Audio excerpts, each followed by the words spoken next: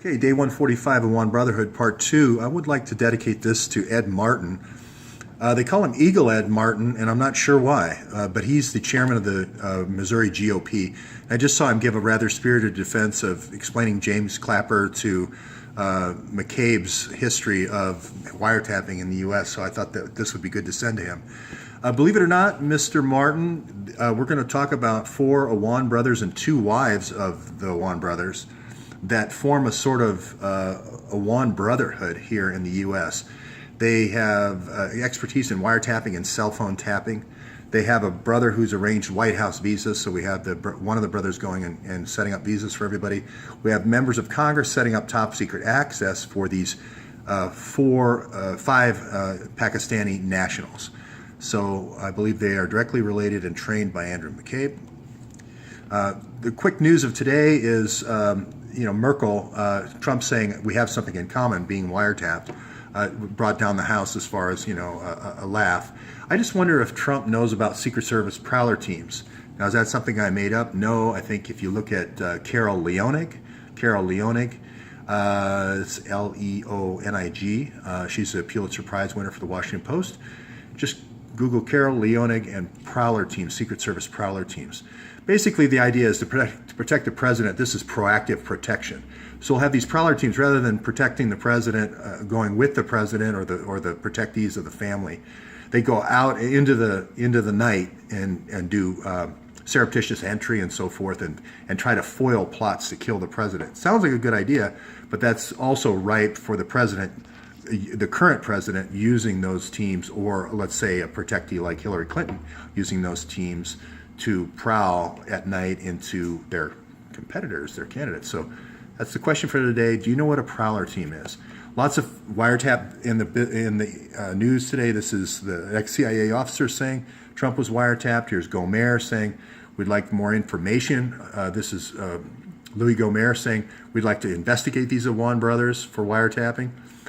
We have Ryan saying the Capitol Police who are investigating the Awan brothers are going to get some outside help. We wonder why Louis didn't ask for the FBI or a church committee investigation into the Awan brothers. We have lots of people on Capitol Hill asking about the Russians. How about the Awan brothers? And I'll tell you why they deserve investigation. The news that's getting sort of covered up or stepped on today is these 33 million U.S. employee records getting stolen, including military personnel. And I'll connect the dots on why giving the Awan brothers names and addresses of the U.S. military personnel might not be such a good idea, as well as their medical history and financial history. This all starts with Andrew McCabe. He is the person working for Hillary that's been doing wiretaps for her for a long time. This goes back to Bill's impeachment. Here he is saying, in a big meeting saying, I hate Trump. Here he is in another meeting this is, again, 2 different meetings, saying F Flynn, and then we're going to F Trump. Here's the number 3 at FBI saying he's describing how he conducted the Hillary investigation. No grand jury, no subpoenas, no court orders, immunity for all the co-conspirators, all the co-conspirators interviewing together. I mean, this is the crazy things that FBI never does. So not only is he in charge of Hillary's investigation, Huma's investigation, he also has not put any FBI resources, as I mentioned, on these Awan brothers. Now going to the Awan brothers a little bit closer. They basically had an external server, just like Hillary, just like Huma.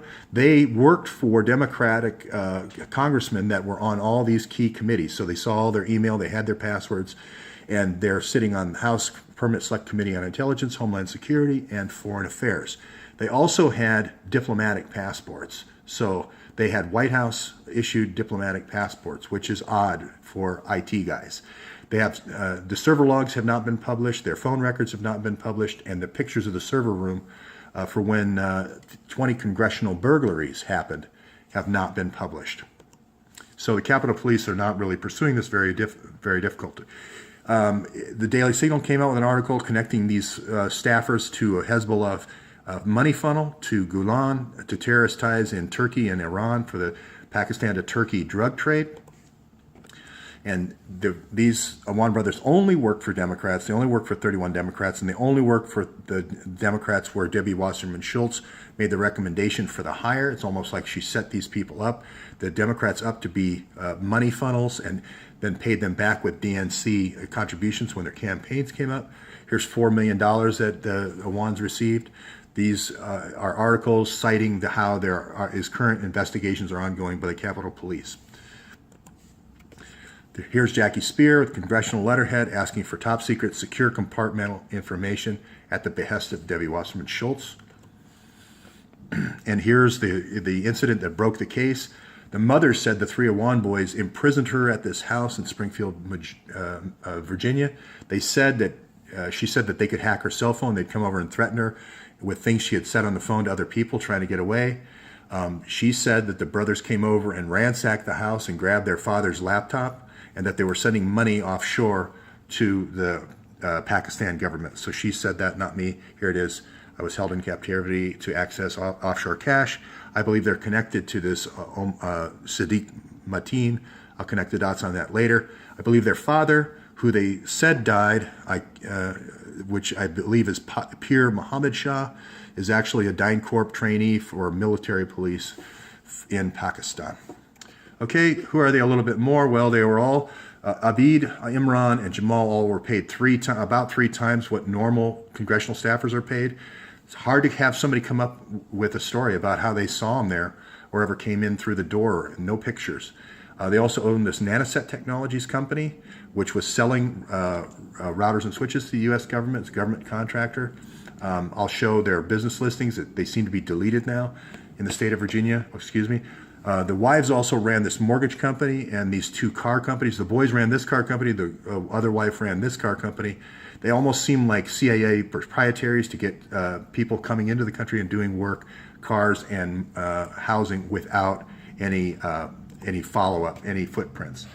They also had I mentioned Nanoset Technologies. You can see it here. I didn't make it up. You can see here this business listing where this Bangladeshi doctor is listed. The Awans are listed as other officers of the group. I believe that they were doping these or building backdoors into these routers at Nanoset Technology. I believe this New Dawn 2001 corporation that they created with this Bangladeshi doctor is actually a money funnel for drug trade. And if people remember, the Operation Dawn, which was a Pakistani intelligence for 1979, was the establishment of the original drug line from Pakistan through over to Turkey over the overland route. The New Dawn, I believe, was the 2001 reestablishment of that route. Now, I don't know exactly where the routes are, but it's interesting that Operation New Dawn 2001 was the name of the U.S. action in Afghanistan. So for some reason, they had this. Now, it could be, well, I won't. I'm just saying potentially it could be Pakistan through Bangladesh, and then the Bangladesh workers are actually sending garments, and that's the drug cover. And that's the New Dawn. That's the new route. I'm just speculating there. But I'm not speculating about this. This is Amjad Awan. He was convicted for 12 years here for drug laundering. He was involved with BCCI. If you saw the movie Infiltrator last year, he was portrayed. Here he is in the group of the BCCI folks. That goes directly back to Hillary Clinton and Iran-Contra and Mark Rich. I think everyone knows that Mark Rich was the money launderer for Iran-Contra. And I believe everyone, well, he was convicted, U.S. versus Amjad Awan. He was convicted of being the money launderer, not only for Pakistan, but then also for the Medellin cartel. He moved from Pakistan to set up that business in Central America. People want to know the total history. This is Graham Fuller from the CIA, who set up Feta Gulen to set up basically every one of these drug routes. He's now got $40 billion in Asia through this drug trade. They're also working on a legalized drug trade through illegal or counterfeit opiates in the United States, through mainly nursing homes and through the VA hospitals, I believe. Here is the convicted drug runner, money man from the Pakistan to Turkey route. He's currently in jail in Virginia. His brother's currently on the loose. So the drug routes, again, these are old established facts that got nicknames. This is the Golden Route original. Then there was a Northern Route after through the stands after the USSR fell, and I believe there's a third route. This is the New Dawn route going this way through Bangladesh. I also believe Yunus is involved in the money laundering. This is one of the contractors that came in and used the car services and the housing services. His name is Mohammed Hansla. He lived at the house for a while. He worked for Lightbridge Communications. I believe they were doping Lightbridge Communications routers. I don't know if they're involved. Lightbridge normally is involved in the cell system.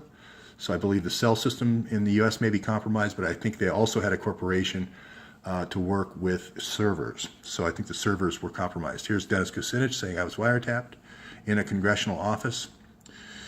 And that finally, just to say that I believe the quickest way to unravel this is to publish these 650,000 emails that were on Huma's server. The reason I say that is because the chief of detectives, Robert Boyce, said that there was child exploitation, sex crimes, perjury, obstruction of justice, money laundering, and pay to play in the emails on that server.